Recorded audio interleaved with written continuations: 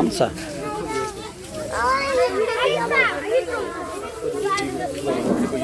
আসসালামু আলাইকুম। আমার নাম সাবরিনা। আমি একটি গজল বলবো। হৃদয়ে মাঝে মালা গাঁথি ছন্দে আর গানে, তুমি আমার ফুটন্ত ফুল মনের বাগানে।